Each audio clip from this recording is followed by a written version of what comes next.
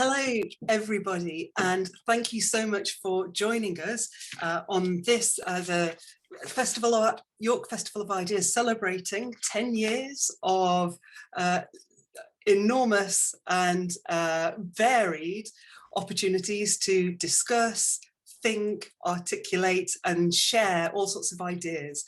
And today, we are absolutely delighted that we are joined by Magid Magid.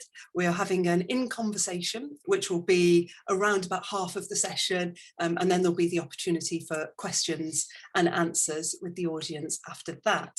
Now, before we begin, a few housekeeping points. Now, normally when we do housekeeping in in-person events, it's to give you directions to the toilets and the fire exits, but I hope you know where those are, wherever you are. Instead, what we're going to do here is have a few technical points. So if you're watching live, you can ask questions through the Q&A function, and there's a Q&A button at the bottom. It's available throughout the event, so questions can be asked at any time, though, as I say, we'll answer them in the second half. Should you have any technical issues, such as a loss of Wi-Fi, you can rejoin the event using the original link. And the event is being recorded, so you will be able to watch it again. Subtitles are available. If you click the CC live transcript button at the bottom of the screen, you'll be able to see the subtitles. And thank you again for joining us. We are talking with Magid Magid, a Somali British justice activist, author and former elected politician. He made waves nationally when he became the youngest ever Lord Mayor of his beloved city, Sheffield, when amongst other things, he donned a sombrero in solidarity with Mexico and banned Donald Trump from Sheffield, declaring him a wasteman. He later became a Green Party MEP, representing Yorkshire and the Humber at the European Parliament, just before all UK MEPs needed to ship out in the event of the UK leaving the EU. He's campaigned on climate change, support for migrants and refugees, set up the first UK suicide prevention charter. His book, The Art of Disruption, is what it says, a manifesto for real change. It's a very human and very humane book, written with humour, passion and real change. Real vision, sorry, for real change. He was recently named one of Times' 100 rising stars shaping the future of the world. And also I can say, having recently met and chatted with him in advance of this event, he's easily one of the 100 loveliest, smiliest people in the world too. Magid is with us this evening. Magid, hello, and thank you for joining us. Thank you so much for that very warm introduction, Charlotte. No, it's a real joy to be joining you today, and thank you to everybody that's taking time out of their Friday evening in this glorious sun to kind of join us in this Zoom session. So yeah, no, I'm completely honored to be here, so thank you. I'm doing well. I'm doing well. Excellent. Good to hear that. So if I can kick off then, I'd like to talk a bit about your background, and if you could just reflect a little bit on how much you think your experiences as a refugee, as someone who had to leave the land where they were born, has informed your perspectives on politics and on the world. Great question. I guess like many people, like our own backgrounds and life experiences shape the people we are and also our world and views. Of course, like nobody chooses to leave their family, their friends, their home, their community if they really didn't have a choice. And for us, and it was basically that was the case. And interesting enough, we could have ended up anywhere in the world, but we happened to come to Sheffield. And for those that don't know, Sheffield is the first city of sanctuary in the UK, and it's got a very long, rich history of welcoming people from across the world. So I guess just as it's coming to a new country, not being able to speak English, that was the first hurdle. And of course, as a child, you tend to pick up the language a lot more quicker than adults do.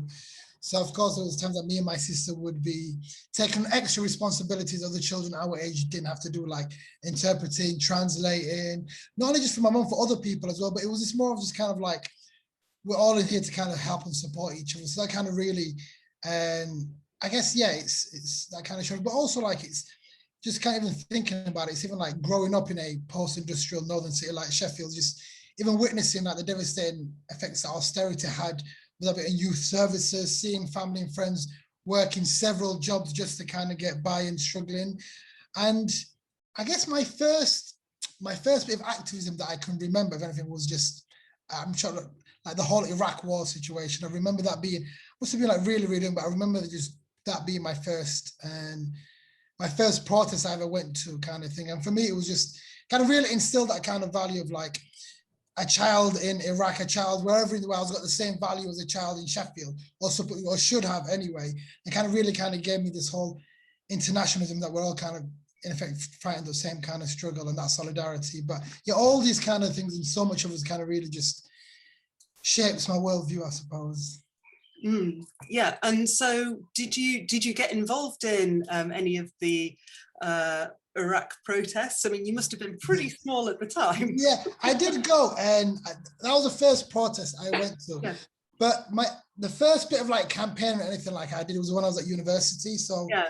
I studied aquatic zoology at university, and I never really had any ambitions of pursuing it as a career, but it was something I was really interested in at the time, even though people might say it's not the most, Hull University isn't the most exotic place to study aquatic zoology, but it was a great place to really study and to attend university at.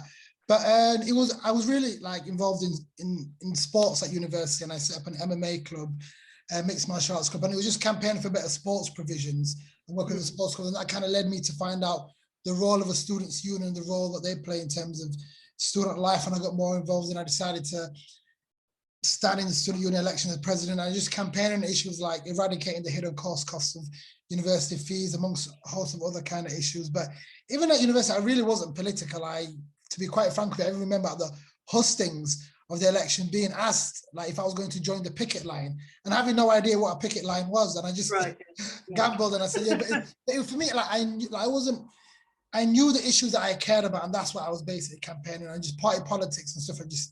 I still was trying to play catch up. Yeah, no, fair enough. I'm also interested in what your experiences were growing up, in your adopted country, whether you ever sort of experienced discrimination, or whether you were made to feel welcome, or whether you had kind of experiences both ends of that spectrum. Yeah, I would say definitely both ends. It's definitely like it's even till like today, like it's discrimination isn't just something that was in the past. It's very much alive and sadly thriving in lots of different ways in the UK. And of course, like whether that be just like racism, whatever. But I'll be quite honest with you, it was mainly like my mum and sister that used to get it the most, just because as well as the color of their skin, they were like visibly Muslim because they had their headscarves on as well. And in general, it's I don't know if there's any data back in, but I'm sure like women like definitely suffer a lot more discrimination than men in my experience anyway. But yeah, I like from a very young age, whether that just basically being on public transport, like but then again, it's like public transport is one of the main areas that discrimination takes place, as well as the nighttime economy. But yeah, I just remember that. But like, just to kind of give you some context, like the school that I went to was 90% ethnic. So if you were like white British, you were the minority in my school. But then I went to like a sixth form, which is the opposite side of Sheffield.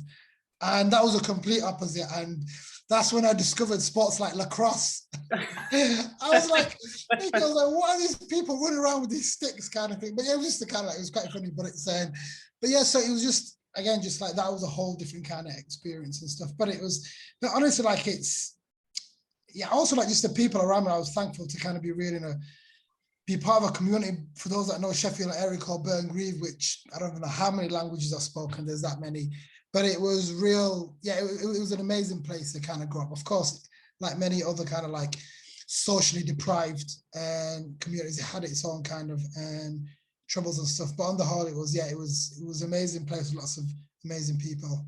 Yeah. And given your like important perspective as a refugee, what do you make of the way that debates on immigration and asylum have developed like over the course of, I don't know, the last decade or so? Quite violent, disgusting, if I'm being honest, especially like whether that be not even just the tabloids, even what politicians kind of come out with, in all honesty.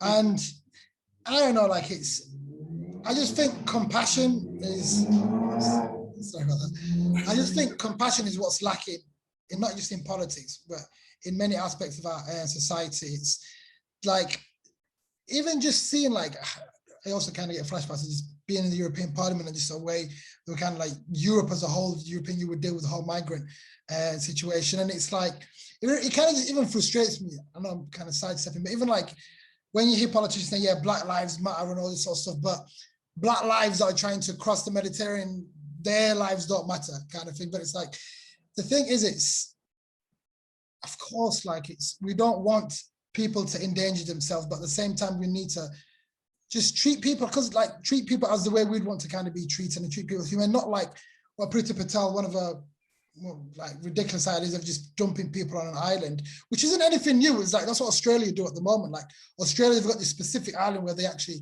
house refugees, where kids haven't got access to education or anything, and it's just, they end up being there for God knows how long, and it's, I guess, create some sort of hostile environment, as they call it, basically. Like, can't believe that country like Britain, the fact that we've got detention centres where people are looking ways to end their lives because they can't no longer kind of live there. And I guess, yeah, I guess there's always glimpses of hope. I know there's lots of amazing organisations, charities, even just the human spirit. Like, we all saw what happened in Glasgow, kind of thing. So it's, I 100% believe that the people in this country are inherently compassionate people, kind of thing. But at times, the people that we elect to represent, or the people that supposedly speak for us, that hold a lot of the kind of power, are the complete opposites. Yeah. It's just brought to mind one of the quotes that stood out for me in your book, where you said the political climate normalizes racism. It almost feels like politicians get rewarded because they say racist things.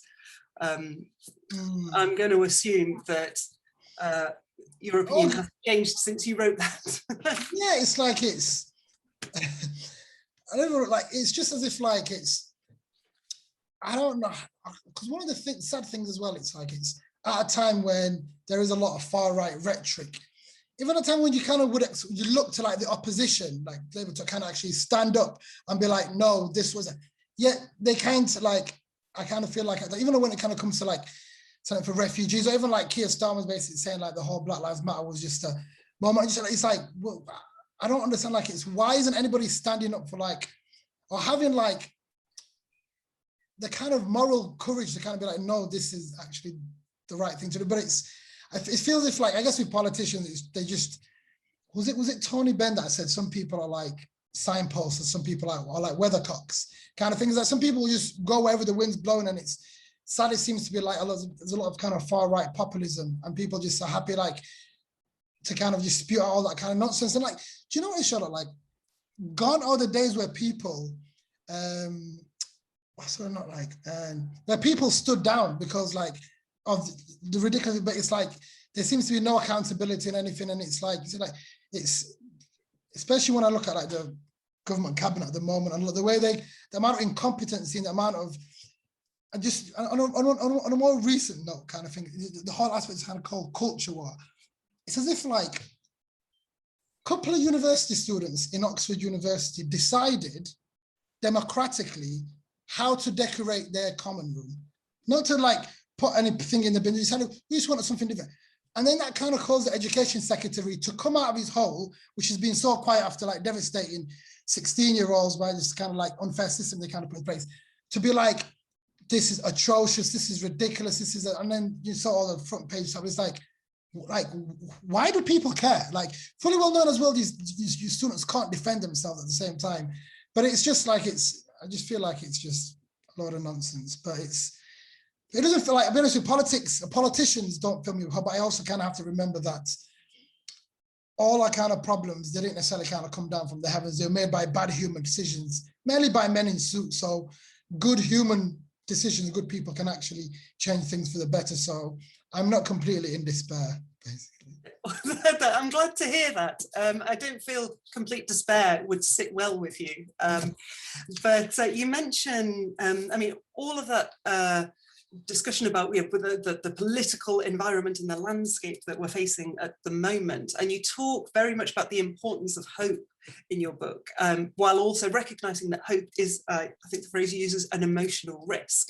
Now, what I want to ask you is, what are the causes or sources of hope for you in the face of what feels like sometimes quite a bleak political landscape? I guess the thing with hope is like it's in itself is not a strategy, like without some sort of plan. Of course, we really need to remain as hopeful as possible because the alternative is just too bleak, basically. So it's, I guess what kind of gives me a lot of hope is honestly just ordinary people. Like, I don't even have to look far when I kind of look at certain community groups within Sheffield. We look at like the charity that I'm a co-chair of the trustees at Sheffield City of Sanctuary, or even just basically people take it like using their own resources, like thinking creatively, like working collaboratively. And a lot of time there's a lot of young people as well, and if I'm being completely frank. But it's like, yeah, so it's there's a loads of reasons to be hopeful for, in all honesty. But it's at the same time, like I can't help but feel like the recent global events, whether that be like it's kind of massively transformed what is politically possible, whether that be like the coronavirus, like the whole Black Lives Matter movement. So I guess they've kind of somewhere like exposed not only the deep inequality within our society, but also proven what many people have been saying, that we are only as secure as the most vulnerable amongst us. So like it's, I guess for years when we were being told that governments and like we can't do as much because like, even like the fact that like homelessness is still rife, of course, but when we got told like, oh, the government, we can't do much about homelessness, we've tried, then the pandemic hits and then we house all the homeless. Like for years we were told that as a country we couldn't borrow beyond a certain point. Then the pandemic hits and they were borrowing absolutely record amounts. And that's just basically just two examples. So it's as if like all those years we were told certain things that couldn't be done was all complete BS. And like, so it is possible basically. And I think it just takes the political will, and it also, not just the political, it also takes everybody to kind of stand up and basically like demand more or less. And I think, I guess like just the realms of what can be done recently have kind of like dramatically expanded over recent events. And I think as a result, it's a duty to kind of really reconsider what's possible, and as a result, really be more ambitious and demand more.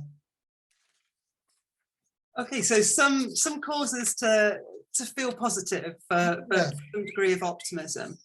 In that kind of vein, I'm interested to know whether there are other figures in the public eye who inspire you, who inspire hope, or who you feel are breaking barriers.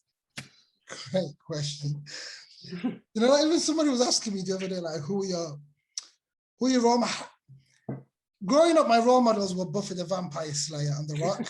But like, as an adult, I'd be lying if I said they were kind of real role models. But I guess, like, of course, there are like,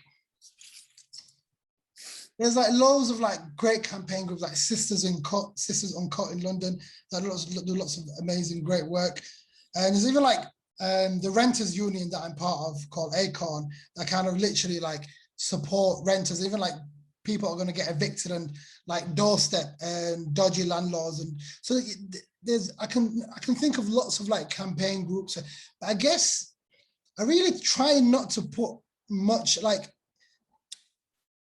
individual people as role models, because people can disappoint you a lot of the time. So of course, I guess like there's loads of politicians like that I do kind of like, of course, like I'm gonna say Caroline Lucas because she's like, she does, but yeah, there's loads of people, individuals, like I'll be honest, I'm struggling to kind of think of course, like I know specific like campaigners that people may not have kind of heard of, like Abdullah Okud or like Fatima Zahra Ibrahim, who's lots of work with the Green New Deal UK. So individual people like that, but it's just people that ordinary, most people might have not necessarily kind of heard of. Yeah. Okay. Now, what motivated you to step into the public eye? Do you know, I never really had any ambitions of wanting a career in politics or whatever, but I remember in 2000, the European elections in 2014, and seeing UKIP like I think they won that election. I just remember thinking there was just so much rhetoric of fear, hate, and division. Just remember thinking to myself, if I can at least do something, if I can at least make my part of the world, like my city, my community, that be better. So at least me doing something.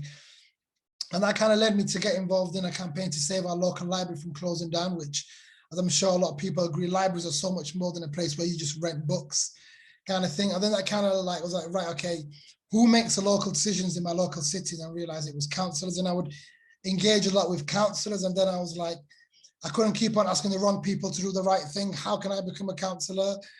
And I'd watch a lot of YouTube videos, read a lot on it, and decided to join a political party. And a lot, I'm like, most, I'd say like 99% of my family, probably 90% of my family and friends are all Labour Party voters and supporters.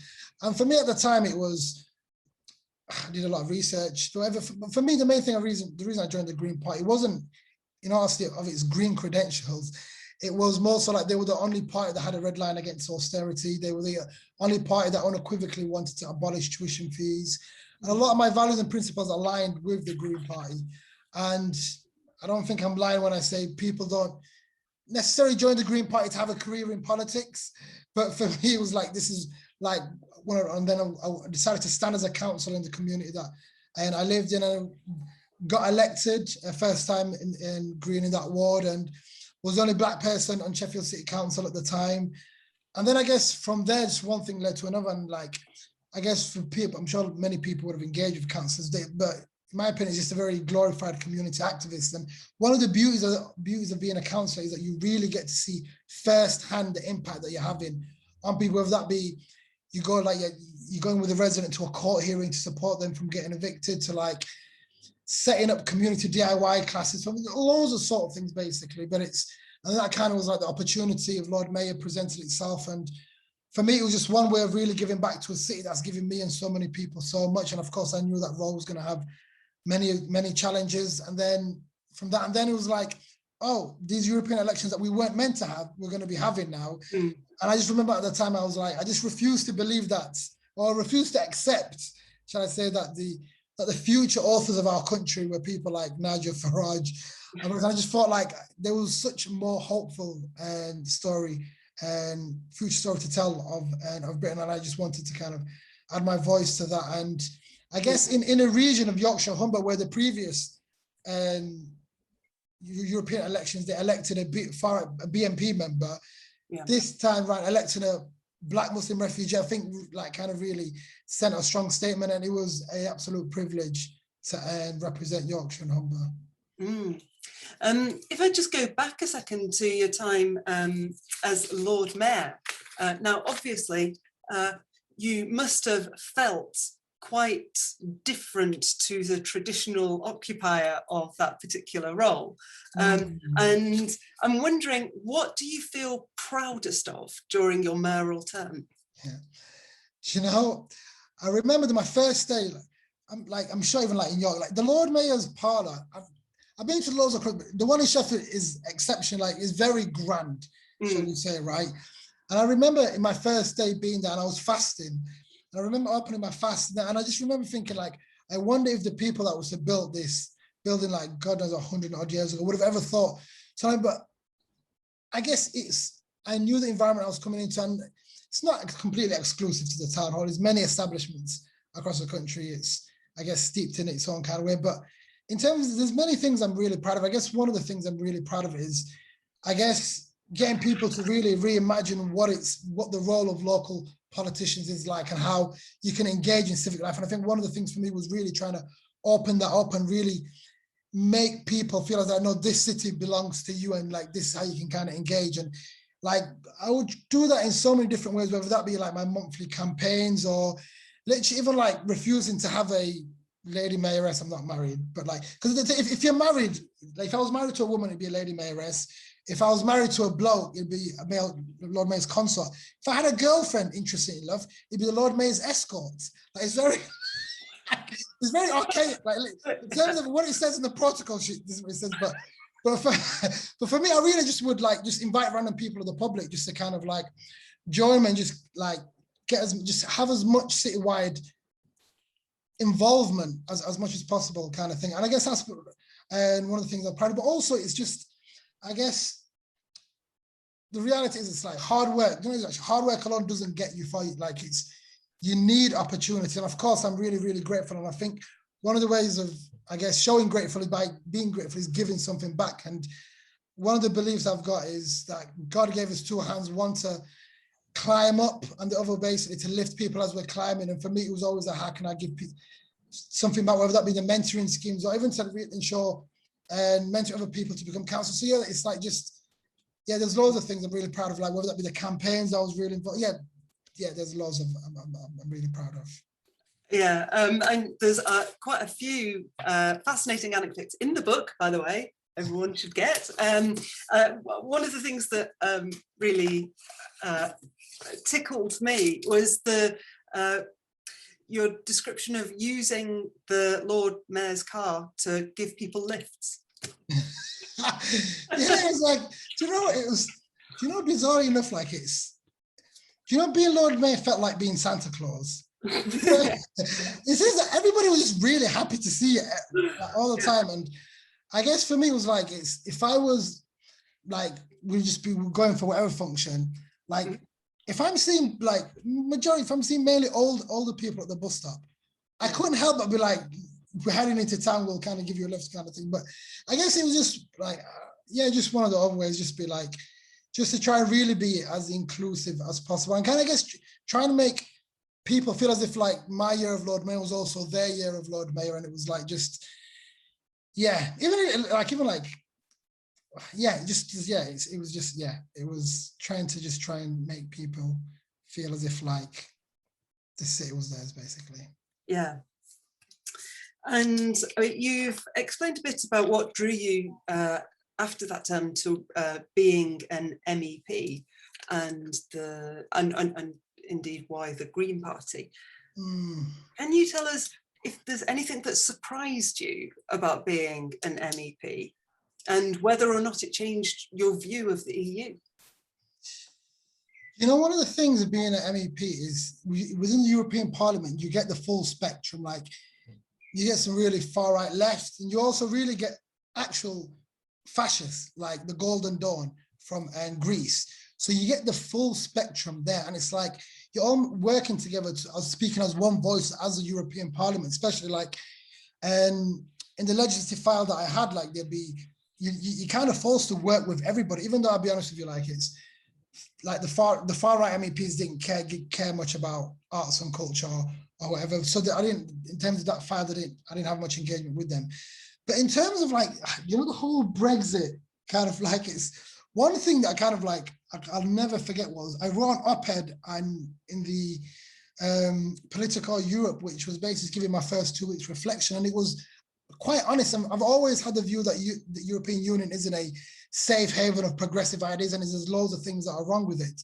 But at the same time, I was also of the belief that we're better off remaining in the European Union, trying to change it. But it's, when I wrote this op-ed, I just wasn't, caught me off by God that I would never have expected Nigel Farage and the Brexit MEPs to be celebrating me, saying, thank you, Magid, for seeing the light. You should join the Brexit party.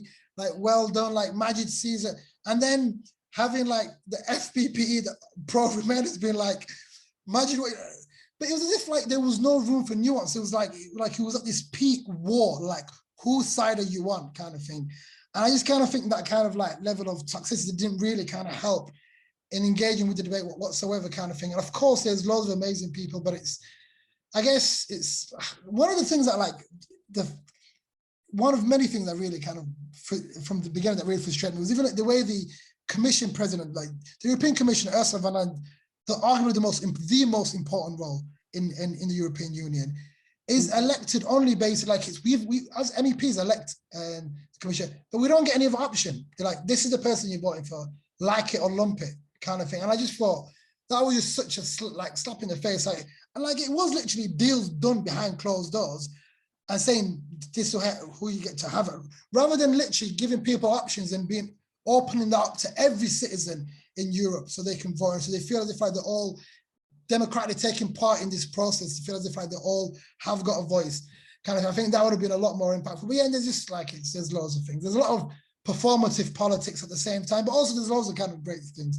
But it was, do you know, like, as I was saying, I think I mentioned to you before, like, it kind of felt like an Erasmus experience I never got at university, like a very extreme Erasmus experience kind of thing. But at the same time, it was like, I guess, like, I tried to, when you know you've got something for a potentially limited period of time, you really try and make the most of it, basically, which involved like sleepless nights, just trying to make the most of it. And I'm thankful to have an amazing team of people. And even the current work I'm doing at the moment, I'm still working with a lot of colleagues from all across Europe and the European Parliament. So yeah, it's, I guess, an election doesn't necessarily stop us from fighting for the things that we kind of want to change and believe in, like air pollution, all these things that have no borders, whether we leave the European Union or not. So it's in our best interest and to kind of still be working. Right, so it was eye-opening, but it didn't exactly transform you into a Brexiteer. I never believed in the Brexit project. Like, yeah. I never, from the get, I just really didn't. And you know, in all honesty, I can understand why people voted for Brexit. Of course, I don't want to, like, whether that be, I guess, because people were genuinely suffering, and people were like, and then when you've got everyone saying you need to vote to remain or else your life's going to get worse, you're like, wait a minute, life already is shit. Like, I want to vote for change, and the Brexit was the change kind of vote, and couple that with a lot of lies, and it's like people are like, you're starting to see it like now, like the amount of like articles I read about with fishermen, people complaining about their trade going down the drain, and because of like what Boris promised them didn't come to light. And anybody that really looked into Boris's career would have found out that he got sacked multiple times for being a compulsive liar, and he's arguably the most untrustworthy politician that we can have as prime minister. So I'm not. But anyway, but the sad thing is, like, it's people that are suffering at the end of the day, and it's sad, but it's, anyway, we are where we are, and we just have to try and, I guess, do the best that we can. Yeah.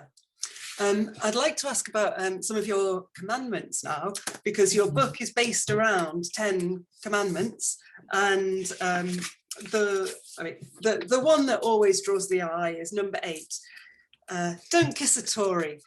Tell me, why are Tories so unkissable? Do you know, like, I can just give people just a bit of background briefly on where this, the list of 10 commandments came from. It was, I got asked at a music festival in Sheffield. They're like, Magid, we've got this billboard, big billboard, you can have whatever you want on it, basically, right? And I left it to the last minute, and I was like, okay, it's the 10th year of the anniversary of the festival, something around 10. I was like, okay, Sheffield's 10 commandments. What would be 10 principles that also what universal, in my opinion, like that people can kind of live by? And then that's what I kind of put together. But I guess, and I just didn't expect it to cause that much of a like uproar. I didn't expect basically people to be vox popped by BBC in terms of like, is it appropriate that the Lord Mayor says people shouldn't kiss Tories? And people said, asking me, are you telling me I can't kiss my Tory mother? And I'm like, guys, I'm not here to police people's like the way, if you want to show affection to whatever, like, but the entire chapter is really like my kind of like me standing on a soapbox chapter, where I guess like I go through like Sheffield's radical political history, whether that be how the first like women's suffragette organisation was in Sheffield, like Edward Carpenter, but also really just talk about like politics, and also really go into like the devastating impacts of Tory government and Tory policies have had in Sheffield and across the country, whether that be you know, the Windrush scandal, the hostile environment, while also giving like ways that we can kind of improve things. So it's, I guess, like, it was tongue in cheek, but there's so much worse things you can say. You can just say like, don't trust the Tory. You know? It's as if like people got real about like, don't kiss a Tory. Like, it's the funny thing is that quite a few Tories found it funny, and it's like it's not that deep basically. But in this day and age, you know, people love to get uproar about all sorts of things, and it's funny. It's funny because it's the same people that call people like myself snowflakes and softies for kind of moan and complain are the same ones that are crying over like just tongue-in-cheek jokes. But yeah, it's and do you know what as well? At the time, like I really like I was really proud that Sheffield didn't have any Tory councillors. I'm really sad to inform that at the last local elections, Sheffield got a Tory councillor. So, but it's, do you know what it is? It's like but yeah, it's but yeah, that's basically, in terms of that chapter, it's just, I guess, mainly looking at what years of Tory cuts and Tory policies have, affected myself personally, but just people in Sheffield as well. Thank you. Just to remind the audience to ask questions through the Q&A function. I am looking at those at the moment.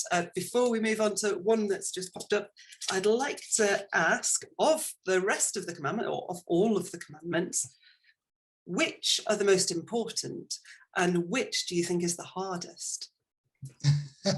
It depends. Like some people might struggle not being I don't know. The thing is, I guess, all right, the one that for me, there's a reason I put it out. The number one was basically just, I guess, just be kind. And it doesn't really take much for us to kind of show. Because the thing as well is, a lot of the time is people are people wanting to do something. People in the community, how can I make a change? What can I do? They feel as if they have to do something big or get behind a big campaign, but it's just small change, even just starting off with yourself, change you as a person, try to be better to yourself, be kind to yourself. Then also just look at your family and friends that have different, even if it's being kind to strangers. And I give a story with a lady called Dolores, I kind of share in the first chapter, where just the power of basically just being open and just being kind to one another can have impacts on people that you may not even really necessarily know or would think about. But yeah, I guess number one, but of course, is one. And also, it's the chapter of tell your mom you love her. Of course, you can tell your father you love him. So, but for me, that was just an entire chapter really just about just gratitude and basically just being really grateful. And because it's as much of everything I've done is as much of a success about so many other people, whether that be my mother who made sacrifices, friends who grounded me, people in Sheffield who really put their faith in me. So many different things, but also as well, it's one of the chapters we really go into a lot of details, do things differently, because it's, I guess, it's because I guess one of the big themes throughout the whole book is really how we can all really just disrupt those age-old power structures, whether that be in work, life, and politics. And for me, it's just the whole philosophy of doing things different. And of course, I don't mean everything. I wouldn't suggest people do CPR differently. There's certain things that you just meant to kind of follow by the book, but would that be literally the way we work, the way we, just kind of even just the way I would communicate with people. And I think it really also links into the fact of being unapologetically myself and the power of authenticity has kind of thing. I know at times we're all kind of pressured to kind of conform and kind of just to get by kind of things. But there's a lot of truth and power, and in terms of just being the power of authenticity, basically. And of course, explores different issues like imposter syndrome and loads of other issues. But yeah, I guess don't do it differently is one of my favorite chapters. I don't know, always buy around, which is just universal. But yeah, it's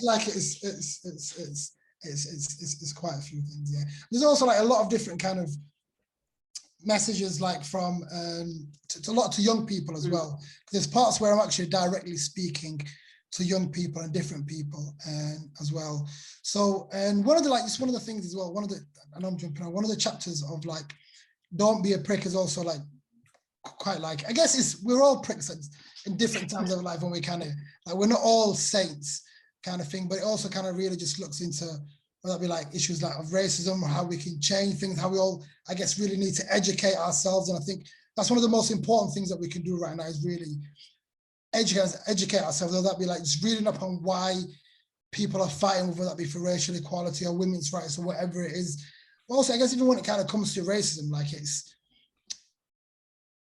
it's racism is real. And I guess being non-racist really isn't enough.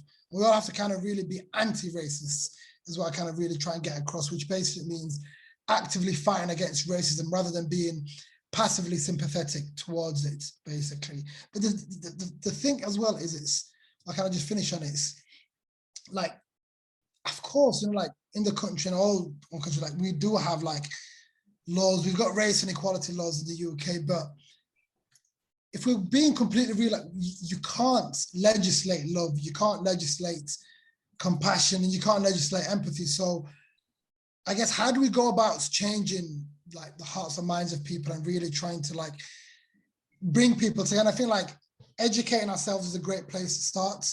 I think arts and cultures has a really strong way of actually, and that as a medium is really, really powerful. But yeah, I'll stop waffling on. Well, actually, some of the questions that have been asked are very closely related to what you were just touching on there. So one of the questions is, if all politics happens behind closed doors, can we ever make a change? Yes, we can always make a change. Like it's not even just like behind closed doors. If you look at our voting system, like that was set up to always keep it a two-horse race. And like and if we're really serious about taking back control or giving the many and not the few a meaningful vote and a meaningful say, we really kind of have to make sure like our votes count. And that doesn't just necessarily just stop with changing our voting system. That's also talking about education, like how do we include that into school curriculum somehow and engaging in like local politics, local democracy, all that sort of stuff. Because the reality is, Charlotte, like if you go to private school, all those things are mandatory part of learning in private school. They teach you about the power of rhetoric and all this sort of stuff because you're expected to be the next leaders of this world and of the country. So it's like, of course, a lot of things are sadly done behind like closed doors, but it's the power of people working, collective organizing, people coming together will always outweigh what a couple of people just do behind closed doors, basically. And I think it's just realizing power in numbers and just basically like, I guess like was it Heschel that kind of said, and indifference is more insidious than evil itself. But basically just something like that, it's like, just being indifferent is something that we can't afford to do. And I think it's a lot of times they rely on the population, people just being indifferent. And I think like if anyone said that, what can I do? What can I do to make a difference? The thing is that even if you look within your own circle, we've all got, I guess, some degree of influence. Like if you're a writer, write, like use whatever God-given talents you've got. If you're a comedian, create some music, funny content. If you're a baker, do whatever. But the thing is, it's like we can't afford not to do anything, because even though if you think it doesn't directly affect you, I would really suggest you think again, basically, because it affects those closest to you, your family, friends, your colleagues. And I always kind of got this kind of like thought that if we all voted with the most vulnerable person that we know in mind, I think this country would be a better place. That's a really interesting idea. And related to what you've just been saying about indifference, there's a question about apathy here, about whether you've got advice for engaging people in politics and overcoming apathy. Yeah, do you know, I guess, I feel a lot of people, well, I guess some of the apathy is people just feel like they feel powerless. People just, what can I do kind of thing. And there is always something that you can do, and there's always something you care about. Even like if you to really like to kind of just look around you, and unless the status quo is serving you, you know what I'm saying? Unless the current status quo, you're completely happy with it and you're thriving off it, then you may kind of be like, yeah, I'm really, what is there to kind of like to complain about? Everything's fine with me. But if you really look within, like I said, your family, friends, your community, those around you, and I guess it's just having this, yeah, there's like, think like if you've got money, just donate. That's something simple you can do. Like, it doesn't take much thinking to do. Like you can like do I don't know, like join an online campaign, like even if it's a case of just having difficult conversations. Because let's be honest, like our family and friends they're not all great people. They're not like, that we've got problematic people within our lives. So even just a case of discussing issues, whether that be equity, whether that be race, whether that be women's rights, whatever it is, just even having those conversations alone really can go a long way, kind of thing. So there's just, yeah, it's just, there's always things like, I know, and you know what, like if you feel like there's something that you like to do and there's nobody else that's doing it, you can always start something, and I guarantee you're not the only one that wants to kind of do that, and there'll be people who will join you in it, basically. Yeah. It's a really interesting point about having difficult conversations. That at a Festival of Ideas event I was at a couple of years ago, panelists were talking about the importance of trying to resurrect civil debate, that there was so much toxic debate going on, and so much intensity of desiring to completely oppose each other, that actually it was important to remember how to engage in conversations with people who disagree with us in a civil way. 100%. And you know, the thing is, if we're all on a truth-seeking process, and that's what we're trying to get to, I think, like, and that should be the end goal, instead of trying to, I guess, one-up each other, or trying to, if we're really honest and we know we just want to get, like, find a common ground or whatever it is, like, it's, if we're listening to each other, like, it's, at the same time, we all haven't got the right answers. As much as we think at times we're right and everyone else is wrong, it's, you might learn something by listening. Like, even if it's a case of learning why the other person thinks and has those views, which gives you a better understanding. So at least when you're conversing with somebody else, you can come at it from a different angle and come from a place of compassion and not necessarily be like, you're bad, I can't believe how, you know, like, it's just, it's, I think, like, yeah, we can't just be thinking everything's a battle 24/7. Otherwise, we're not going to make much progress. And one of the questions is, how can we move forward the immature debate on racism in this country? You know, it was like, it's, do you know, there was like, there's been so much reports and they come out, and then the government has just failed to enact and do anything, and then they come out with a Sewell report, and then it's like, yeah, there's no issue with racism in the country, there's nothing whatsoever, which is just utterly just like basis and just incorrect. Like, it's, but it's, I think the first one is just accept that racism is prevalent in our society, and it's not just Britain, it's all across everywhere. Like, if you look, it's the same in France and elsewhere. Kind of, we're not saying this is a British problem, kind of thing. It's accepting that there is an issue with structural racism in the country, and like, I'm just tired, and I think a lot of people are just tired of trying to have debates whether there is racism in the UK. Like, let's accept that we have got racism in the UK, and put our focus and energies on how we can actually tackle it, kind of thing. And what can we do as individuals, as groups, as organizations, as workplaces to kind of really tackle that kind of thing. So it's, and one of the things I just like, it's, I had an interesting conversation with a friend the other day, and we were talking about representation and politics.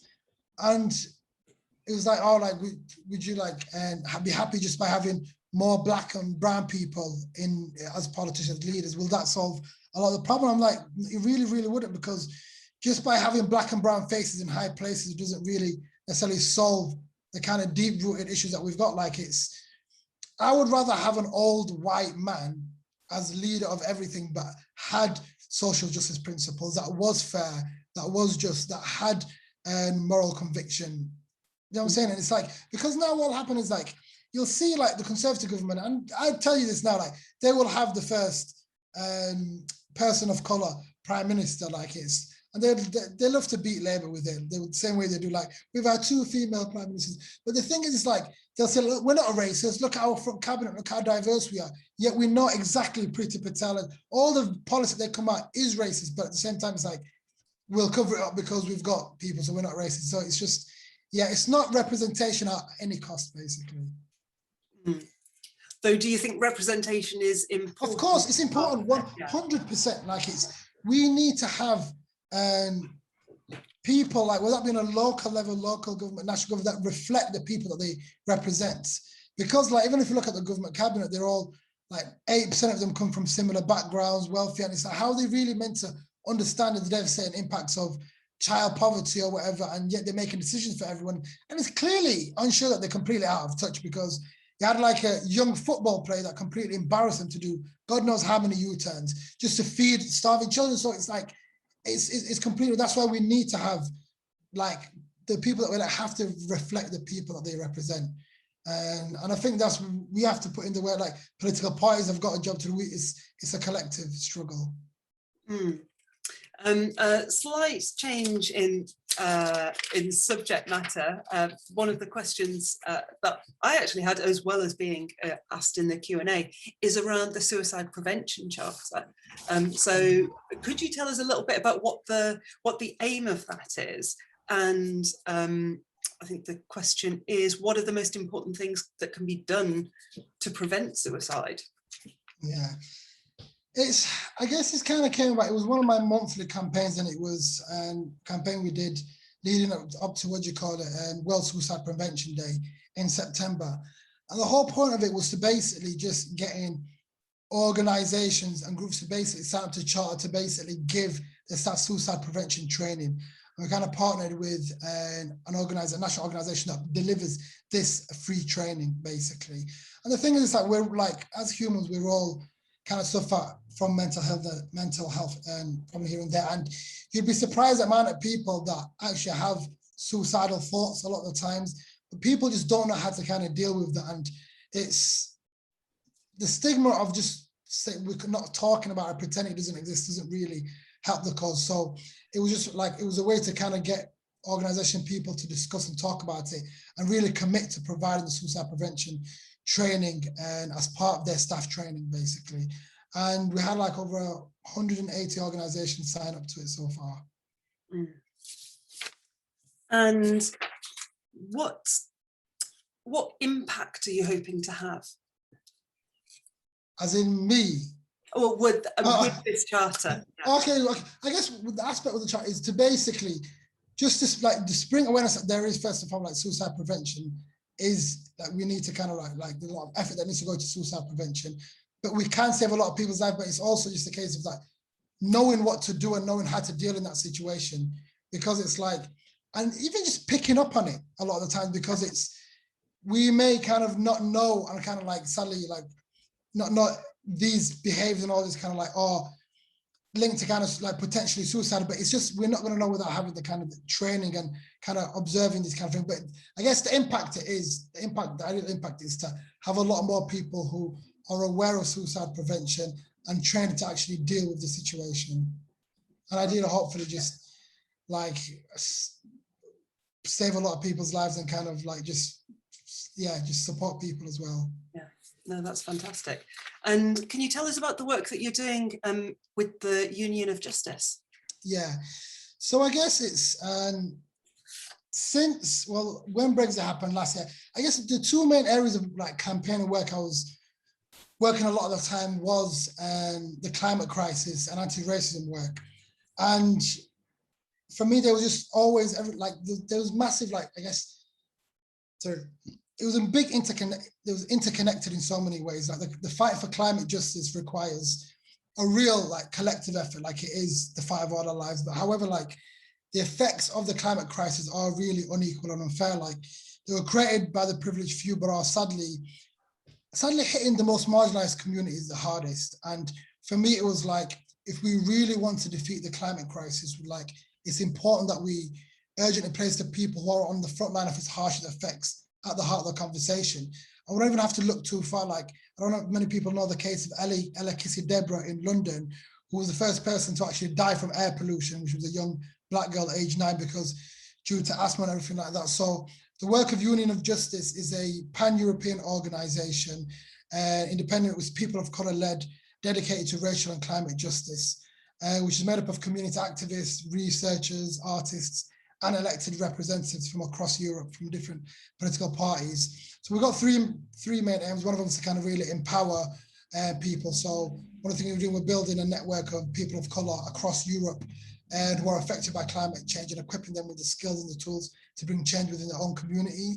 Second thing we're doing, we're trying to really influence, which involves, of course, like a lot of kind of policy making. And we kind of say we're not a neutral organization because it's not something we can sit on the fence on. So we will like proudly advocate for any positions and policies that in any way promote racial and climate justice. And of course, we like do a lot of kind of European-wide campaigns. And one of the campaigns leading up to COP26, what we're doing is a campaign based looking at climate reparations and what can, as Europe, as a continent, as the European Union, do to, what do you call it, and in terms of fighting the global fight. Because the reality is, we can have the best European Green Deal, best Green Deal in the UK, it still wouldn't be enough unless we have got a global approach to it. And it's looking at our historic relation to the global south and how we've extracted and exploited and a lot of the kind of resource and actually added to the field. So it's basically, what can Europe do? And one of the ways we're kind of looking at that is for climate reparations. Mm. And what? So it sounds like it's an international. Yeah. So it's basically what we do. We kind of work with a lot of groups from different European countries, basically. So it's we're a small team basically, and with lots of amazing people as well. But we work on the kind of thing like building, supporting those on the grassroots, working with legislators and elected representatives, working on policy and campaigning at the same time as well. And going back to some of the questions that we were asking earlier, how are you finding the process of energizing people around these issues, around overcoming any sense of apathy or hopelessness? I guess honestly, it's just meeting people where they are. Like, I'm not gonna like it. There's no point talking to someone about how we need to basically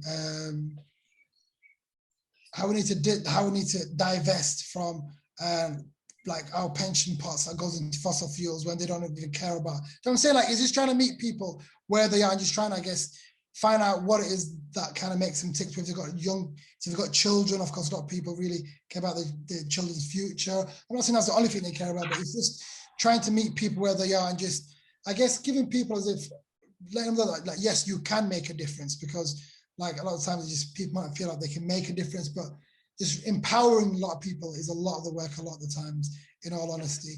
And that could be through storytelling, that could be through just literally painting a picture of what things can be like, and just really painting that positive future, and how that person can play a role in actually creating that, because it's not going to just be handed over to us. No one's just going to be like, here, there you go. Like, it's something we're going to have to work and fight for. Right, thank you. And now, just finally, in good question time style, I've got a quirky question to finish with, which is, for people that don't know Sheffield, what do you think is the best thing about the city? Do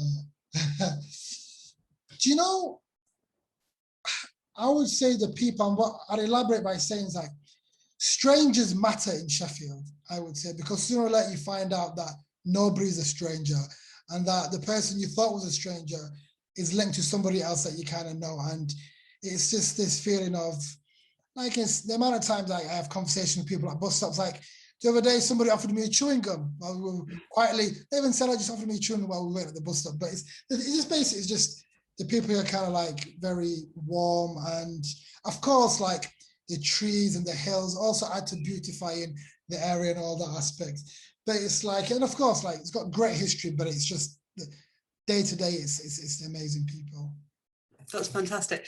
Thank you so much for joining us, Magid. Just to reiterate to everyone, Magid's book, The Art of Disruption, a Manifesto for Real Change, can be purchased on, I think it's through the Fox Lane Books, our partner bookseller.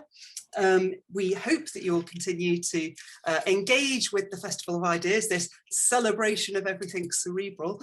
And thank you so much for joining us, the audience, but in particular, thank you so much for all of your enthusiasm and your insight and your inspiration, Magid Magid. No, thank you so much for your wonderful hosting. Shout out to everyone at the University of York for making this happen. And also everybody, sorry I couldn't go through all the questions, but thank you for just taking the time out and engaging. And I hope you all have a wonderful Friday and a weekend. Thank you. Goodbye.